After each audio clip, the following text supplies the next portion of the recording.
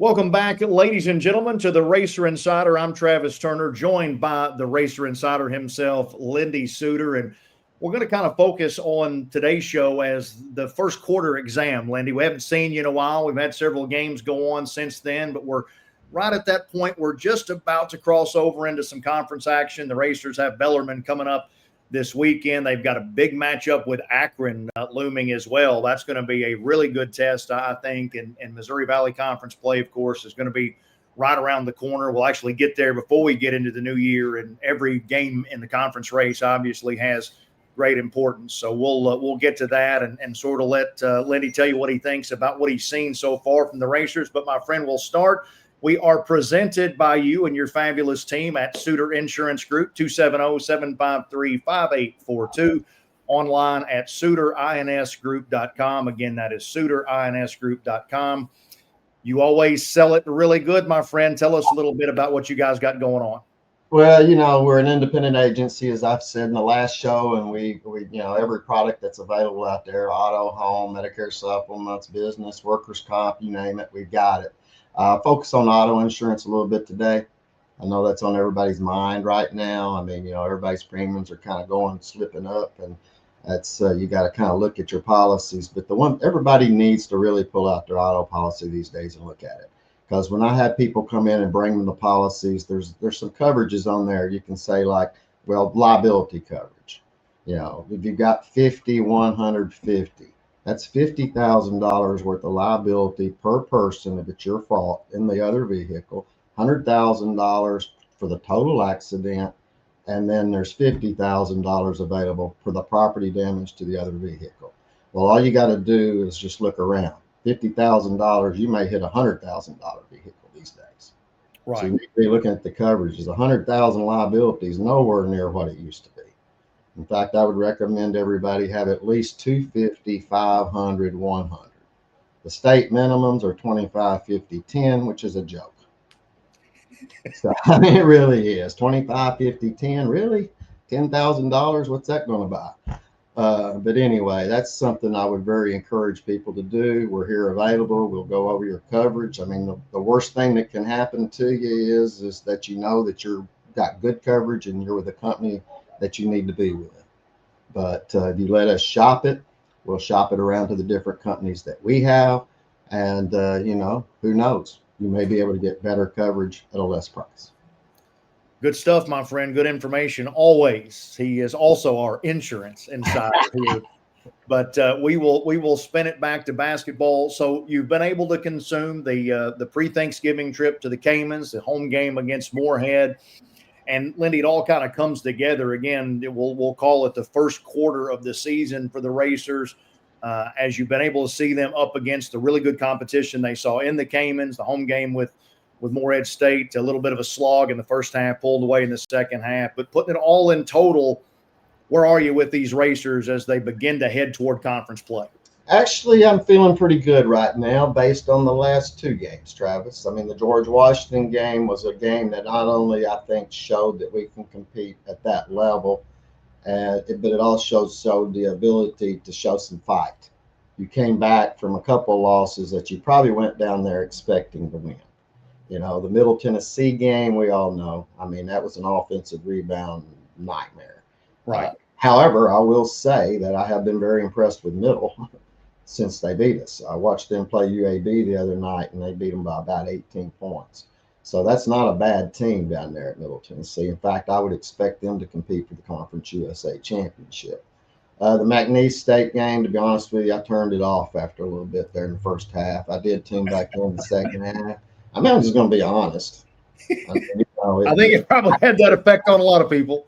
Just couldn't take it, and we couldn't hit shots. We just couldn't do anything right in that first half, and I think that result would be different the next time. But that is a team that probably threw in a style of play that we weren't used to, and with not very much time to prepare, we just wasn't ready for it. I think if we played them again, I think we would be ready for it. I think we'd have maybe a better plan. But they kind of caught us off guard, and now we did come back that second half, and I think we outscored them the second half. Is that correct? Yeah. That's right. Yeah. So, you go from the second half of the McNeese State game, and then you carry that into the George Washington game, and then over to the Moorhead game. I feel like the last 100 minutes of basketball have been pretty solid, actually. But it also, as Coach said in post game, it revealed some weaknesses, and every team has weaknesses, as you know, Travis, because you're very good at dissecting the other team's weaknesses, and you got to be able to either fix it or figure out a way to make up for it. When you look at where they are and the totality of what you've seen to this point, in terms of expectations that you had, Mm-hmm. have they exceeded, met them, been underneath them? How would you evaluate them against what you hoped and thought they would be? Well, I think at the beginning of the season, we started out ranked in the 130s. Isn't that right? Somewhere around there. And I said by the end of November, I would expect us to be a top 75 team. That was my expectation for the end of November.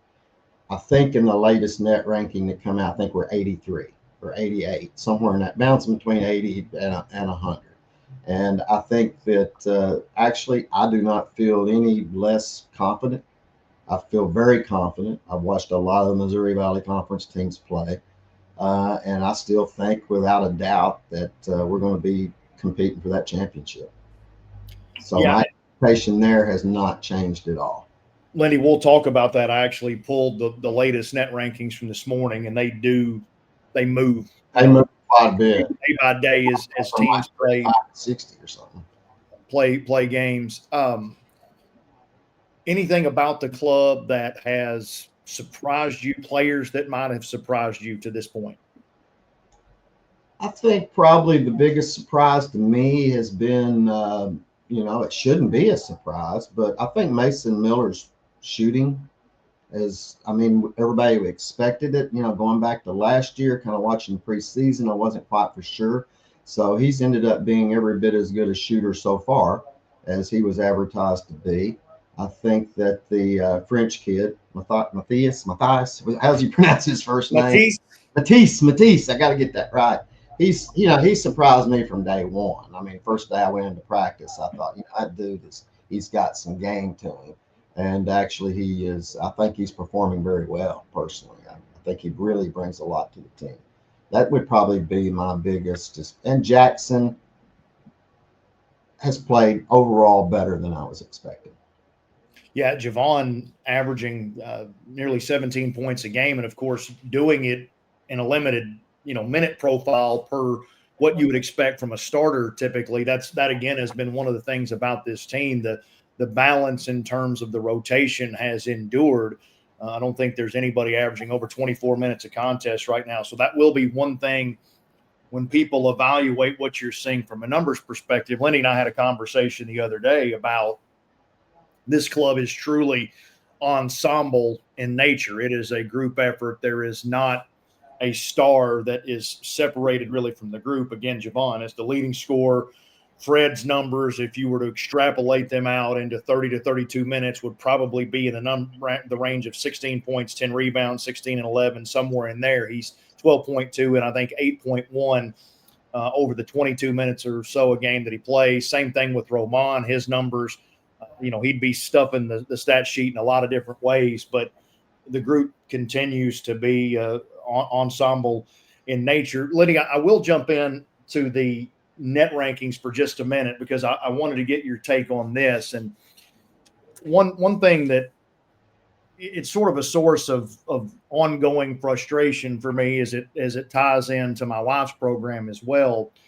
I read an article the other day that there are many in the national media that are foretelling the doom of the mid-major on the national scene.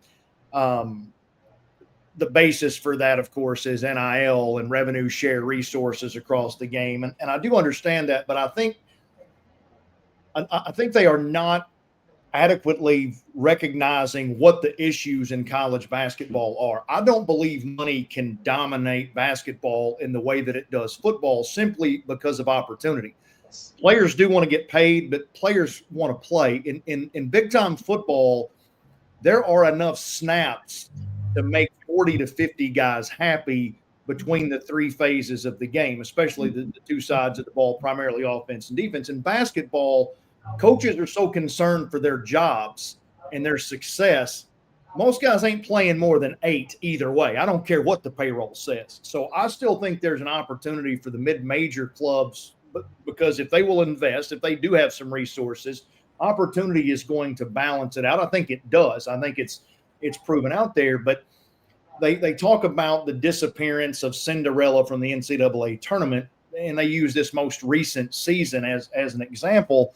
And to that, I would simply say, hey, sports writers, don't forget, the reason is it's seats at the table. It's seating, okay? Put 20 more mid-majors in. Some of them will get to the Sweet 16. Exactly. I promise you they'll advance. Give them some better seating opportunities. Have them playing each other in the round of 32. Guess what? One of them is going on to the Sweet 16. The big boys, I mean, this game is rigged. Oh, it's yeah. Absolutely rigged. And I see this all the time with my wife's club. Look, they've got a win over an ACC club. They've got 2 wins over the A10, including last year's NCAA rep. They've got a Conference USA win. All this stuff where, look, can they help it that people won't come to Murray and play? Because, look, she asks, I promise you. She asks. They don't want to come here. The women have 2 home games in December. And one of them is Lindsey Wilson, because people will not come now that we're good. They won't come here. Oh, no. Same thing with the men. Look at the games that we are having to buy. So understand, folks, when you see the net rankings, because here's the net rankings of Murray's home foes so far. As of today, Bellarmine will come in at 267. Okay? That's the best ranking of any team that will have played at the CFSB so far. Moorhead was 287. Nichols was 290. Little Rock was 342. Mississippi Valley was 364. The neutral site game against Omaha, they're brutal. They're 299. Okay? But there's some of these things that you can't control. The game at SMU is 39. George Washington is 51. McNeese is 61. Middle Tennessee is 107. Xavier, the scrimmage opponent, they're 110. The Racers were 91 this morning, by the way. Akron, what an opportunity. Akron is 43 this morning, all right? Lindy talked about where he thinks our guys are relative to the Missouri Valley. As of this morning, Belmont is 68. It's a fun Belmont team. It's a good Belmont team. I'm not saying they're not, but they're all wins against quads 3 and 4 by big numbers, okay? UNI is 74. Illinois State is 103. Drake is 125. SIU 147. Bradley 150. Indiana State 212. Valpo 221. UIC 244. Evansville 307. By the way, folks in the league office with the delusions about multiple bids, ain't happening in this system. No, it isn't. And what has to happen, I mean, and what you'd see is, I mean, you've got to schedule tomato cans at home to get games at home. That's right. And when you get them at home, you better beat them by 40. That's absolutely right. By 30, you better beat them by 40. Absolutely right. I mean, you know, the old days of even it, and it kind of puts a coach in when they say, man, why don't they, call off the dogs? Well, you can't call off the dogs anymore. Nope. If you're going, but I've never liked the net ranking anyway. I've never really been able to totally understand it. I know computer rankings, a lot of time I used to go with the Sagarin rankings. They're not available anymore, but the Kim Pond computer rankings. But the way the schedules are, it really doesn't matter which computer ranking, because like you said, it's rigged. It is rigged, because I mean, look at what we see right now. Every night you're turning on and you're seeing the ACC SEC challenge. So these games are guaranteed. And so many of these guys are running around playing neutral floor games against each other, the United Center in Chicago, Madison Square Garden, wherever. Hey, why don't you guys invite Murray State to one of those? Yes. Huh? Oh, yeah. Why not? Go ahead. And realistically, to me, the mid-majors, anybody below the Power 4, and whatever the Pac-12 is going to be as it's reassembled, I don't see a power league there, but we'll find out.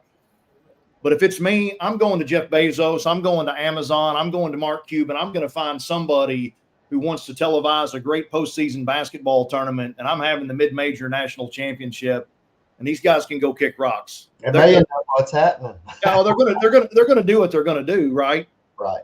I agree. Totally. but talking about, again, strength of schedule. Hey, look, fellas, hey, Illinois, you're willing to go play UConn? Come to Murray and play. Tough guys. Big guys, come on down.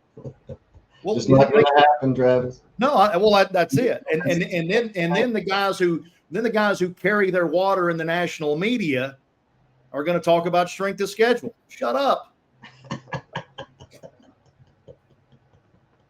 I mean, it's just brutal. So, against the backdrop of all that conversation, that's where the evaluation for the Racers really comes down to SMU, George Washington, McNeese, Middle Tennessee, in this game upcoming against Akron. That's the measure. That's exactly right.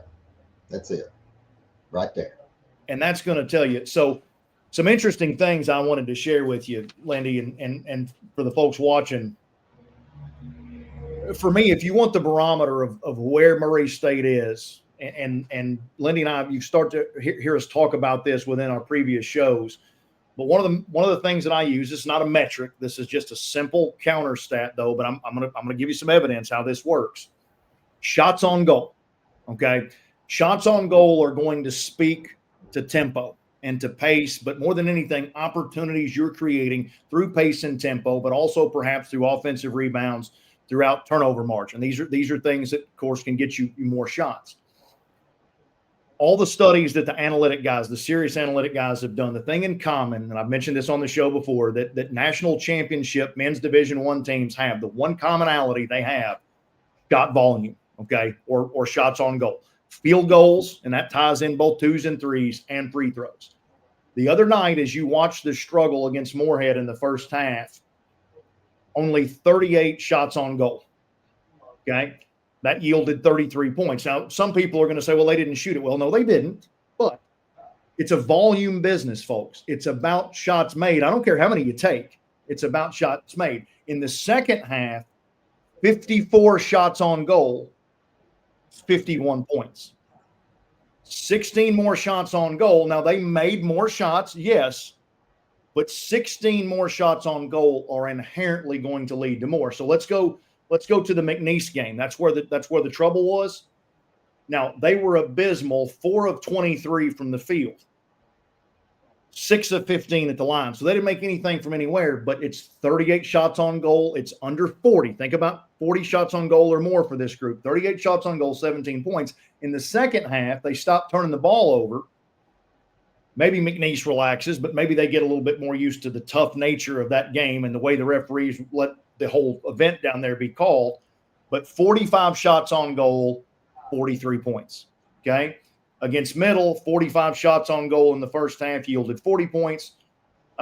Then 46 shots on goal, 47 points. Against George Washington, 43 shots on goal for 45, 44 shots on goal in half two for 51 points. When they get there into the mid-40s, at least, on shots on goal, what this club is showing us is that they're averaging at least a point a shot, and you get 45 a half, you get 90 for the game, averaging 88 points a game. And that they be able to do that against the SMUs and the George Washingtons and the Middles and the McNeeses, and watch for it against Akron, yes, that's their opportunity. I'll be dang. You always got good stuff, Travis. Well, you get bored. You gotta dive into the numbers here, and it's who they are. And I mentioned to you that, again, when you examine numbers in totality of the season, the whole year to date, they have made 49 more threes than their opponents. Yes. They have made 46 more free throws. So on threes and frees, they have outscored their opponents by 193 points. That's a staggering number. Wow. Now, they have been outscored on twos by 90 points. But that leaves the overall margin of 103 points over the course of 9 games. You're winning your games. You have a margin average of 11 a contest. Now, I wanted to see how that held up, Lindy, against the 4 best teams that they faced. They are minus 26 overall against the 4 best teams on their schedule. In those situations, they have outscored them via the 3 by 52. So excuse me, they're plus 26 against the minus 26 overall. So what that means is minus 52 on 2. So it is 2-point baskets is where these best foes have had the advantage. The Racers have by and large guarded the 3-point line effectively enough. Okay. George Washington made 7 threes, McNeese 5, Middle made 6, SMU made 7. And in some cases, the percentages were pretty good. But again, if a team's not getting more than 21 on threes, the Racers are probably going to be right there. So they have got, if they can, continue to score the 3 at a high level, get to the foul line at a high level. I think you need a greater dose of Fred King in the 2-point business on offense. But we're going to talk about that in just a minute. But they're going to have to consider some things defensively, I think, Lindy. The drop coverage that they get into, teams are going to put Lane and Fred as a tandem into that middle ball screen a lot. That's something that they're going to have to be able to shore up. And look, the middle ball screen right now in terms of pick roll action, screen roll action, screen slip, screen pop, whatever, the middle of the floor is the toughest to defend. You can work the middle and go out both sides. But that, to me, when I watch them from a technical standpoint, that's the biggest answer they've got to find.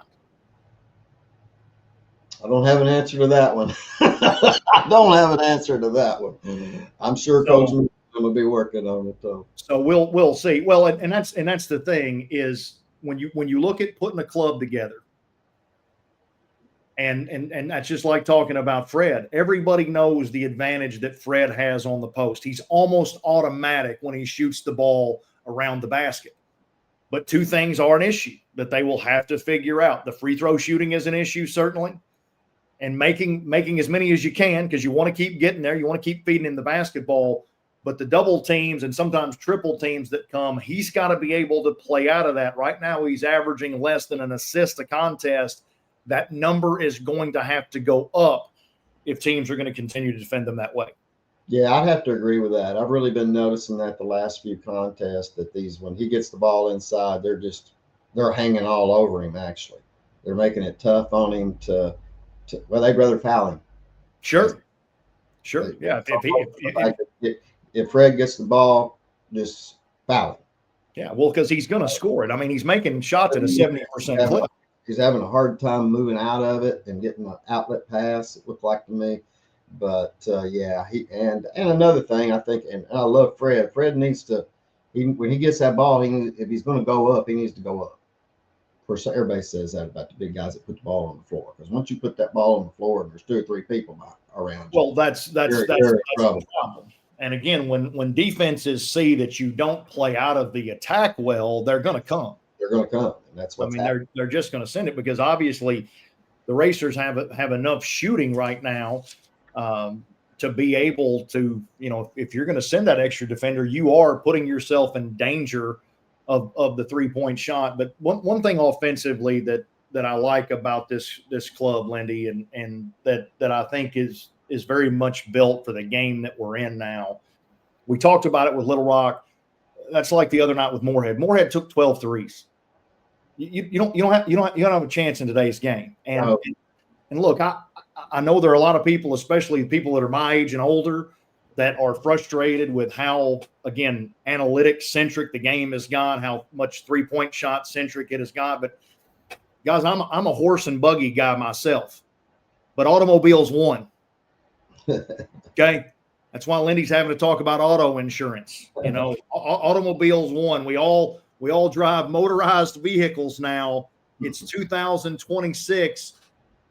Everybody come on into the world where you have to be able to shoot the 3 and defend the 3 to win in modern basketball. Well, I mean, yeah, modern basketball, and you can track that even back a few years here at Murray State with our success. And I've always said it, our success, you can track it by that 3-point free throw that you talk about a lot. Even going back to Isaiah Cannon and them, you can go back that far as far as that 3-point shot. Now it's becoming more and more and more involved in the game. But, those teams shot high volume, I would think. I hadn't really gone back and looked at the stats, but with Vontae Poole and Isaiah Cannon and those guys. Yes, well, and relative to the era, relative to the era, exactly. And so, yeah, and I'm a big fan of that. You know me. How long have we been? I've been all about 3-point shooters and being able to score. Well, you have loved offense, I think, as long as you've been a basketball fan, right? Exactly. Yeah. I'm a big offense guy. You outscore them. You just outscore. Well, you do, and I mean, I remember my brother used to say, to make him so upset, Isaiah Cannon would miss a defensive assignment on one end, and Coach Candy put him on the bench for 5 or 6 minutes. Well, you might have just, Isaiah might have just gave up a 3, but he might have outscored that dude 12-3 in the next 4 or 5 minutes of the game. well, Taking a guy out, I'm probably taking him out because he's missing every shot he's taking.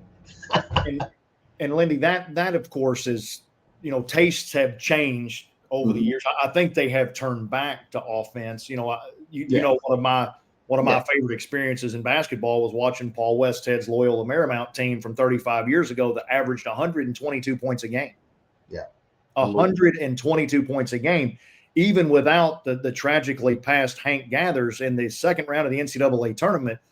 In 1990, they knocked out the defending national champs from Michigan, scored 149.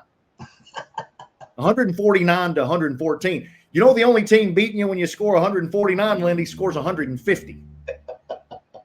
That's the pressure that you apply on your opponent. But I get being about point prevention. And if you've got a club like Kelvin Sampson has at Houston, then so be it. I would just remind everybody that last year in the national championship game, Houston got outscored by a few by Florida. Exactly. And if 60, 65, 70 is your ceiling, it's easier to outscore you than it is if you score 88 or 90. That's math as I understand it. No question about it. And that's what I like about this team. We do have the ability to score, and we can score fast. Well, they can, and the game can be going along, this, and then all of a sudden, boom. And I would love to see them stay in full court mode more defensively. I mean, you're already playing 10 guys. Mm-hmm. You're already playing 10 guys. Keep pace ramped up as much as you can, because I think what the McNeese game showed us, and the guys will get better at that, no question. But if I'm a Missouri Valley foe, if I'm Northern Iowa, if I'm Illinois State, now Belmont may want to track meet it, and that may be about offensive execution at a high level of possessions. We'll see. But if I'm a team that does not have Murray State's weaponry, then I want it to be a lead pipe game. I'm going to grab them, clutch them, hit them, and I'm going to dare the officials to call it. Yeah. You just want it to be a half-court grinder, because there is too many weapons. There are too many guys who can make plays and who can score the basketball. And I told you last night in a text I sent you, I really do love who Matisse Corbon is as a player. And I'm like, I would love to see him play more. But then you start looking at minutes and you go, well, okay, who plays less? That's exactly right. And that's the tough challenge, because, again, either Mason or Braden Shorter have to be on the floor at all times to space it for the guys around the basket. They have to have that weaponry. Lane has 39 assists and 9 turnovers, Lindy. Wow. I mean, that's and he's going to shoot it better. That's the one thing Lane hasn't done yet. He hasn't 39 assists, 3 turnovers.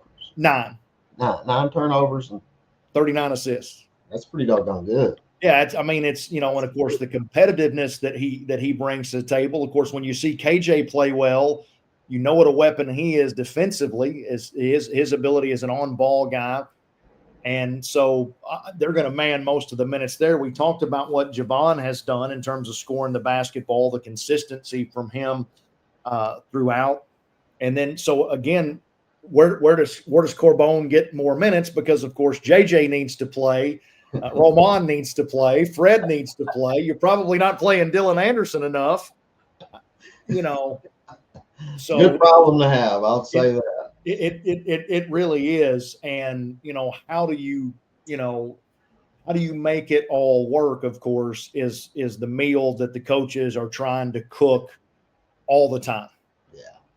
And that's where you have to have the experience and the feedback. And you and I talked about it relative to the Caymans, and the Caymans did two things. I think the Caymans exposed everything that needed to be exposed for the players to, because the coaches already knew it. Understand, the coaches already knew what was there.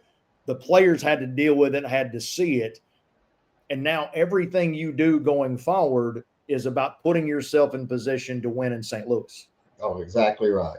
And we're moving in, getting close to that all starting, like you said, here in a couple of weeks, starting with Drake at home. Let's talk a little bit about the weekend coming up, because this weekend coming up is a special weekend. Saturday is a big day in Racer basketball.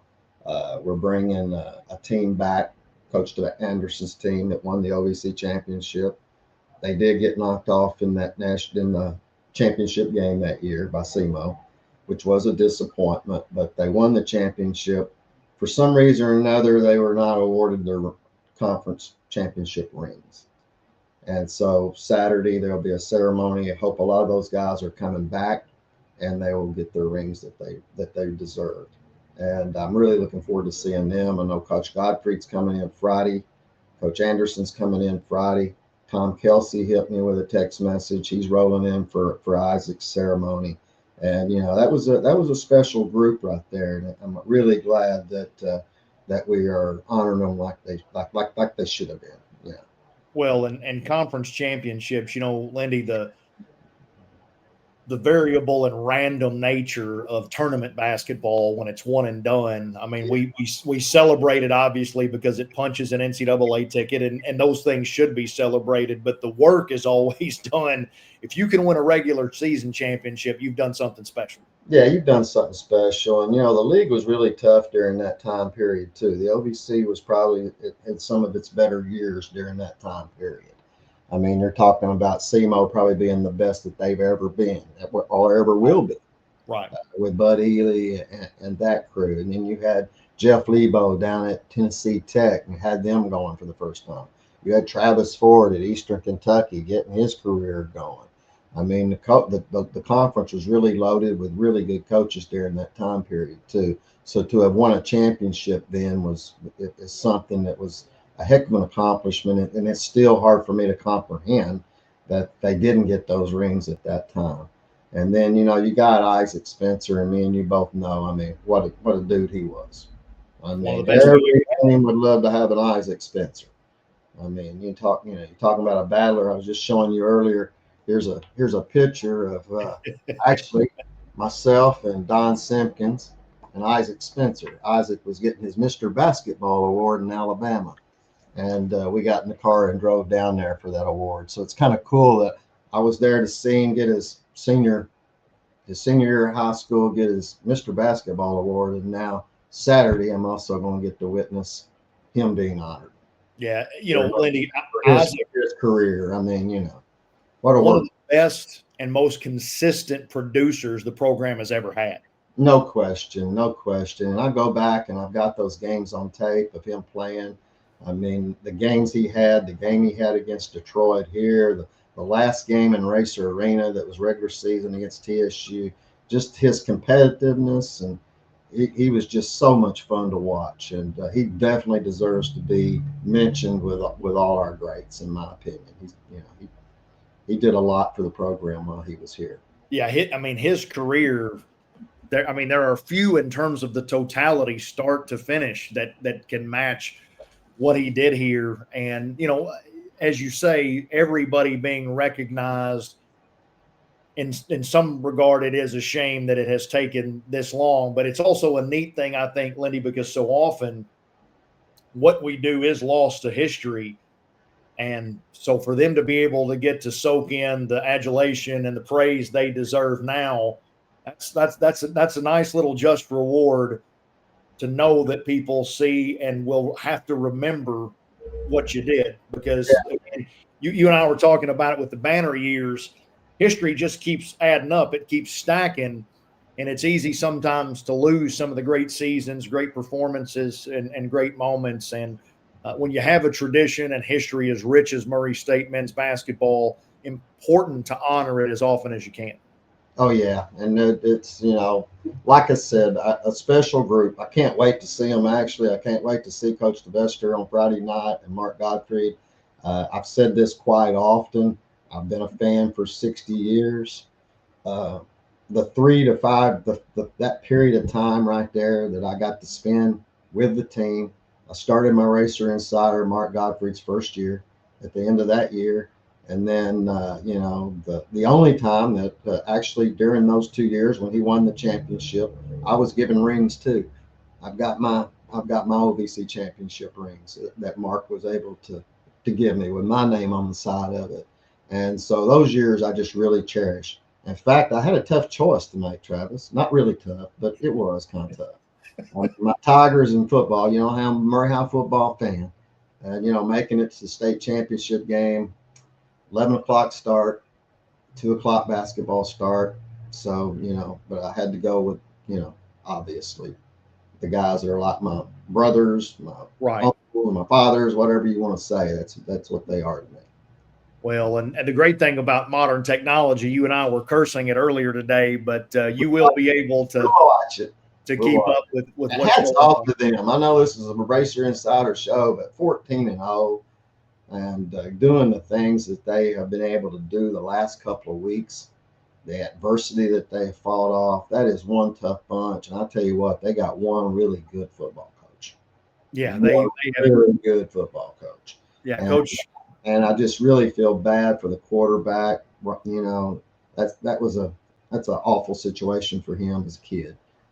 Just whatever, it hurts the team, I know, but for him to have such a career that he's had and to pull us through and battle us through that situation, and then to get that knee injury, in the third quarter of that semifinal game and not be able to play in the state championship game. And from what I understand, he's got a little tough road. I mean, he's going to have a road ahead of him the next 6 to 8 months getting that knee rehab. Yeah, I hope. But if there ever was a kid that will be able to do it, in my opinion, it's that kid right there, Wyatt Robbins. Yeah, Wyatt Robbins, the young man, Lindy, special young guy. Yeah, and hopefully the next football he plays is at Murray State, right? I'm hoping too. And hats off to them. I saw a recruiting class coming across the board yesterday on X that was pretty impressive. I mean, they may have Indiana's Mr. Football, and I don't know if you saw its stats, but they were just unbelievable. I got to read them off. All right.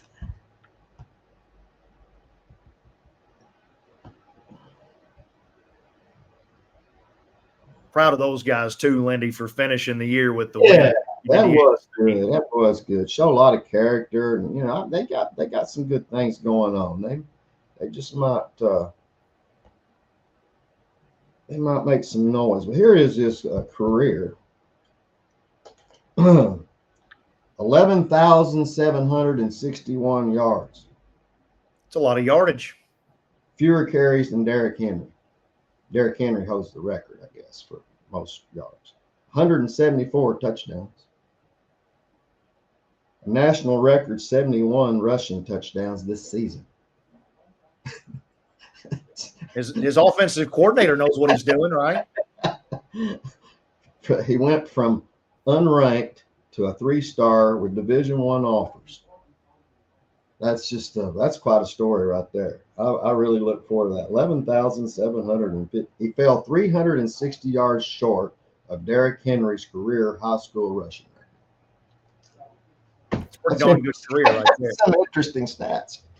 Well, he's a guy. Then we'll put a star by to look for him coming in with that class. But they got another kid out of IMG Academy that had a lot of offers. A lot of offers. So looks like they're making a little noise out there this year. Is what I've been told is that they're working on that line right now. So I would expect that'll probably come out of the portal probably. Right. And hopefully they'll have some NIL money to purchase some linemen. Well, when you watch that Missouri Valley Football Conference, Lindy, it is a man's league up front. There's no question. Yeah, and you can't win the line of scrimmage. It's when you're in a land acquisition game, it's tough to do it without those guys down in the trenches. So hopefully that will continue to build out from there. Also want to mention we got one of your Murray High guys and one of your favorite winners coming back to town as well in a Bellarmine uniform. Grant Whitaker comes in with the Knights. exactly right. I was just looking him up on before we got on the show just to see how he was doing. He's having a good year. He's having a good assist to turnover ratio. I think he's playing about 14, 15 minutes a game. So yeah, good for him. And it's kind of neat that he's coming back and getting to play with Cheryl Whitaker being such, his grandmom being such a key ingredient to the Yep. basketball program for so many years. Just kind of the glue that really kept it together through all the coaching changes. If there's anybody that probably knows our coaching staff's better than anybody, Right. better than me, would Yeah. be Miss Cheryl. Yeah, Cheryl took care of all of them. Yeah, she did. In her role. There's no question about that. But Grant had such a great career at Murray High. And by the way, this Bellarmine team, I love them. Doug Davenport, their head coach, took over from his father Scotty there, but they play a very efficient style of basketball. They are not going to want the pace to be very high, I don't think, on Saturday. But if their best player, Jack Karasinski, is available, Lindy, he did not play the other night against Midway. But this is a guy averaging nearly 21 points a game on just 12 shots. He has made 29 of 39 twos. He makes threes at a nice clip, about 38%. Really nice player. He's a transfer from William and Mary. Brian Waddle, another forward who has done really well, shooting 65% overall. He averages 15 a game. And they've got a young man, Kenyon Gooden, who is shooting 42% from three. So they will have to be guarded well. Of course, I'm sure the racers will want to get it into a track meet, but it'll be nice to have Grant back in Murray. I know he'll have a lot of friends and family out to watch him. And by the way, Lindy, this is a special game to me because my two baseball programs, Murray State. That's right. 30 Put that together. 30 plus years ago, I was the starting shortstop at Bellarmine. So Yeah, I'm also a Knight, but I'll try to root for the Racers on Saturday. I love those Saturday afternoon games, though. I'm glad 2:00. I love those afternoon games. But going to be neat to honor those folks coming in. And I probably say this every time we mention Coach Tevester Anderson, but T probably as nice a gentleman as I have ever had the pleasure to meet. Oh, there's no question about it. I mean, I don't know how you could find any better guy than Tevester Anderson. He's never had hardly in all the years I've known him, and it's been quite a while now because he is one guy that when he left here, we have stayed in really good close contact. I mean, we will touch bases with each other at least once every 3 weeks to a month, and to check on each other, see how each other's doing. And he's playing golf, still getting on that whatever that machine he gets on, and he can still outdo everybody my age for sure. And he still looks a lot the same, and it's really glad to have him coming back in. And like I said, just getting that little group together. Yeah. I wish Chris Woolard could be here. He was part of it too. He had a big win last night against Louisville down at Arkansas, and I spoke to him yesterday, but they play a game Saturday, and I figured that would probably interfere with his schedule. But as far as I know, I think. Of course, Boatwright was kind of part of that crew too with Isaac. I mean, you got two different crews coming in. You've got some of the guys that were actually part of the team that get in the rings. Right. And then you've also got, Isaac, who was, he played 4 years. He got his first team All OVC 4 times. 4 times. That's something else, isn't it? Yeah, I'm really going to be glad to see number 31 up there. That's pretty cool. In fact, he holds the record for the most covers the Racer Insider too. Hey, how about that? He was pretty special. Yeah, he was pretty special when things were getting going there. And yeah, twice a Player of the Year. He's one of the handful of guys who did that. So just a special player being honored. And we will get to him eventually in the Suitor 60. He's going to be up more toward the modern portion because I think we've decided, Lindy, we're going to work that through decade by decade, right? Yeah, I think so. I think we've got to do it that way. I mean, like you said, it's hard to compare, even though if I go back to the 60s and you compare it to that era and where the conference was and how many teams went to the NCAA tournament, no social media, no X, nothing like that to promote these guys. And, I still think, of course, me, I still think these guys could play with these guys today. I really do. I really do. But like you said, it's hard to compare. It's hard to take maybe Claude Verdon and compare him to, uh, Well, say John Moran. yeah, well, I don't know if I go that. Claude Verdon was definitely, if you read about him, you go back and you read about he played for the Louisville Colonels. He got a knee injury that ended up ending his professional career.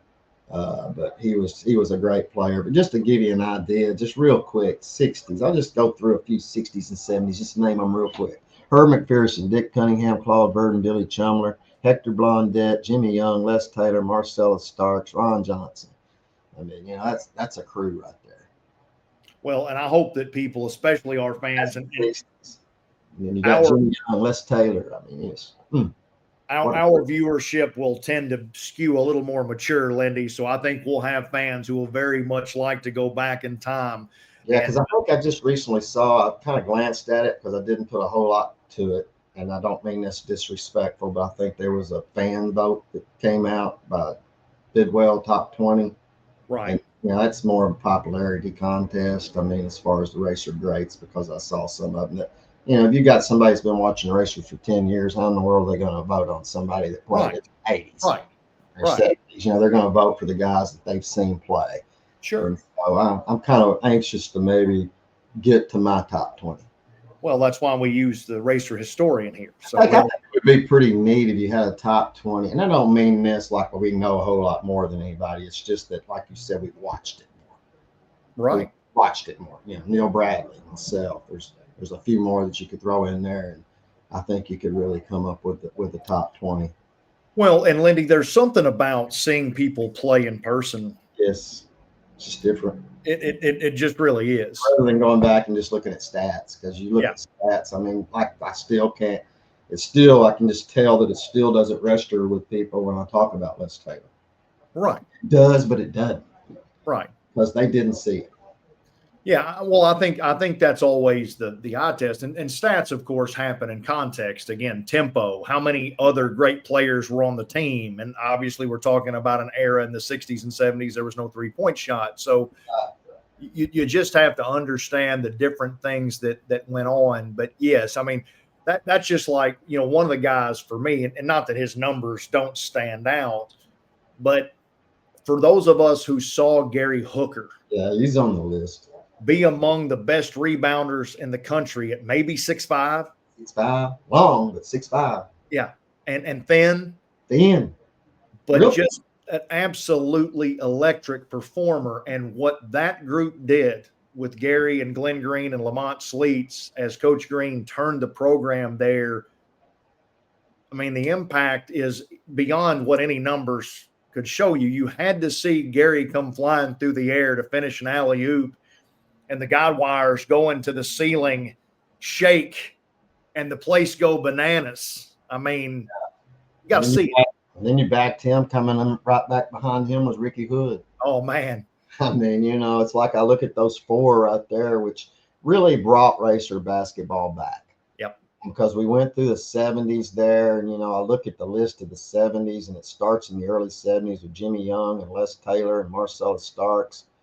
And then there's a Jesse Williams that was really good. Yep. And then there's 3 or 4 years there where it's really, I'll have to really look to see who was actually on those teams. But then you came back in there and you had Gary Hooker, Glenn Green, Ricky Hood, and Lamont Sleets. Those four. Coach Green would remind us. Guys that come along, Brian Stewart, they had a lot of good pieces to go with them. But those four guys right there were the four main dudes that brought racer basketball back, thanks to Coach Green. Yeah, Coach Green would remind us, Lindy, that that first year of his, they only won 4 games, but beat Western twice. Yeah, beat them twice. Yeah. That was, I remember them well. But that group came in, and the next thing you know, it's rocking inside Racer Arena again. So going to be fun to go down memory lane with our historian here on the Suitor 60. What decade do you think has the most, just off the top of my head? Has the most on your list? Top 35, 40 list right now. 90s? Got it. 90s. The 90s. Paul King, Popeye Jones, Frank Allen, Marcus Brown, Vincent Rainey, Chad Townsend, D.T. Mays, Aubrey Reese, Isaac Spencer. Yeah, a decade that got started with Popeye. And those were, I mean, you talk about championship winning times, man. Those were big days. Oh, look up at when you go into the arena, look up at the banners. Look at those 90s. Whoa. If you haven't learned anything, Lindy likes those banner years. He likes winning. And banners. Guys that have been in those situations are going to end up on that list, no doubt. My friend, I'll let you get back to it. We got Bellarmine and a big weekend coming in. Come out and see those folks, celebrate some of the great racer history. Do that with Lindy right there. And we'll be back. I don't know if we'll catch before the Akron game or not, but kind of have that one circled. That's going to be a big test for these guys as they get ready to go into Missouri Valley Conference play. But we'll hope to see you guys soon. Lindy, I will leave the final words to you. I will also say this, when Mark comes in this weekend, as I spoke with Travis, we're going to try to plan to have him on, maybe the podcast, maybe the next one, if we can work it all out. And I'm sure that'll be fun. He'll love doing it because he loves doing that kind of stuff anyway. He always loves to talk about his experience at Murray. Well, he had a good one. And I always like for our fans to hear that too, from all of them, because just about every one of them, if you talk to them personally, they'll tell you that their favorite years were here.